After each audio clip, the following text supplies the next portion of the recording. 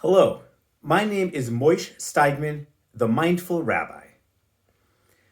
I often say that when a person is acting emotionally, they're not acting mindfully.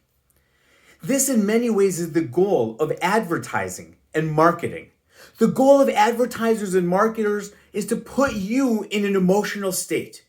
Maybe you're happy, maybe you're sad, maybe you're concerned, maybe you're scared, maybe you're jealous. Maybe you're eager. And when you're in that emotional state, you might not be making the most mindful decisions. And once you are in that state, maybe you are more inclined to purchase something, to vote for something, to support an advocated issue. In general, if we're acting out of emotion, we're not acting mindfully. And this is certainly the case when we are experiencing deep pain, deep hurt, even deep trauma. If I am in a place of pain, my primary need in many ways is for you to hear me. I need you to hear me. I need you to listen and hear me and just listen and be there for me and acknowledge my pain. Get where I'm coming from. And in some ways, at that moment, I don't care what you're going through. Because I'm not being mindful of our relationship. I'm in a place where my pain is screaming out so deeply and so loudly that I need you to hear me and I need you to acknowledge it. And that's okay. Oftentimes in life, we find ourselves in a deep emotional state, and it doesn't have to be pain. It can be joy. I have amazing news and I want to share it with you. At that moment, I'm not interested in hearing what's going on in your life. I'm interested in sharing my incredible news. And all of these things are okay.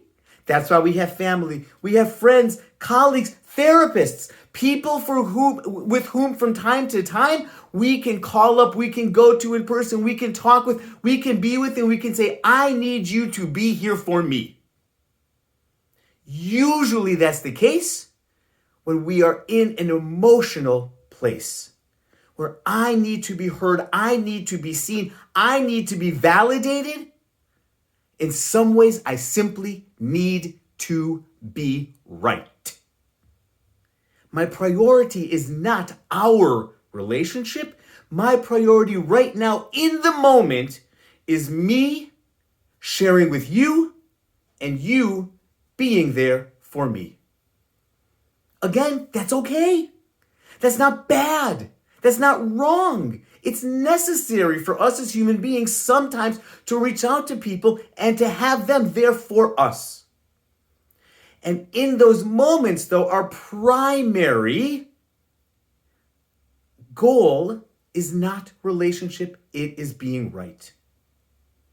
I say this because right now, so many people, Jews, Israelis, Palestinians, Muslims, Arabs, and we know those are not all the same things. So many people are in such deep pain, are going through such trauma, such untold trauma. And we need, those of us in deep pain, need you simply to hear my story. To say, I get where you're coming from. Even if I don't necessarily agree with what you're saying, I hear you, I honor you, I validate what you're saying. And I take it to heart. That's what so many of us need. Now imagine you put two people together in a room, both experiencing great pain, whose pain is incredibly similar. You can often get so much chizuk, so much strength, so much support from that. You're going through what I'm going through what you're going through. Maybe we can find a way out together. Maybe we can cry together. Maybe we can even find a way to laugh together. Now imagine you put two people in a room whose pain is opposed to one another. Two people who actually believe that the other is the cause of their pain. We see this often at the end of relationships. Long-term, lifelong relationships, we see so much pain that has amassed, and each person believes the other is the cause. It is so hard for them to be in healthy conversation with each other because all they're doing is talking from one person's pain to the other. The best thing that we can do, and we see this in interpersonal relationships, is to figure out how to create a conversational dynamic where instead of my pain talking to your pain and your pain talking to my pain, instead of my goal being that you hear me and your goal being that I hear you, if we can figure out a way to talk so that we center the relationship. Don't get me wrong. I'm not suggesting that's easy.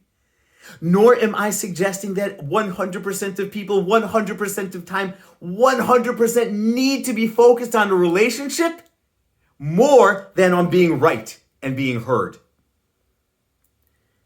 And I think now in some ways more than ever, in and around conversations that have to do with Israel, with Jews, with Palestinians, with Gaza, with Arabs, with Muslims, with Hamas, we need to be in conversation where the goal is relationship.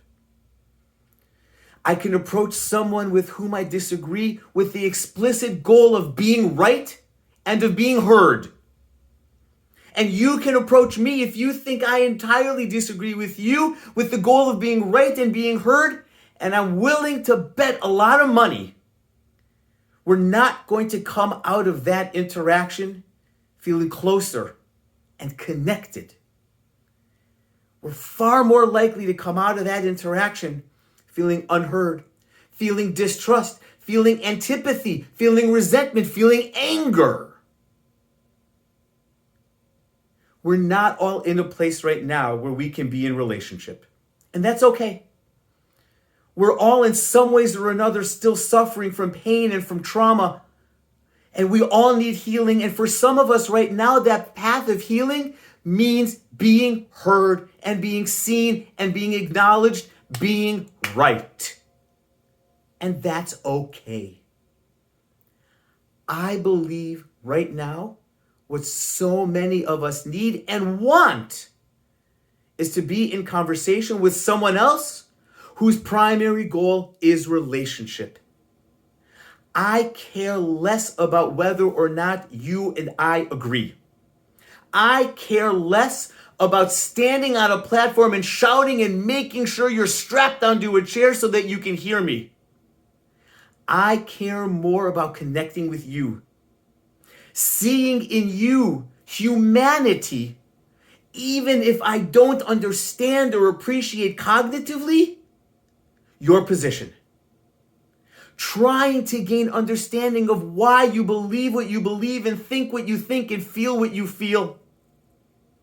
And in turn, in dialogue with someone who's open to hearing all of that from me. I believe deeply being in conversations where the goal is relationship is so important and so essential for us right now, in particular around Israel, Israelis, Palestinians, Jews, Muslims, Hamas, Arabs, everything going on, the chaos in our world. We need to have mindful conversations with other people who want and need that space. For some of us, it's about being with people who think and feel the same way that we do because we need that support, we need that strength, we need that chizuk. Okay, great. Take that time for yourself, and I can be here for you as a listener.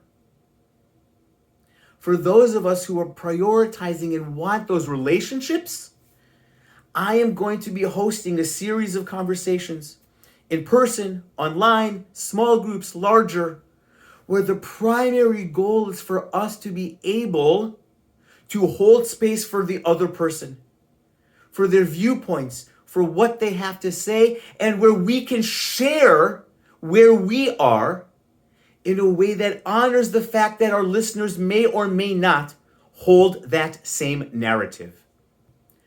I would like to invite you now to be part of those conversations. If that's not where you are, that's okay.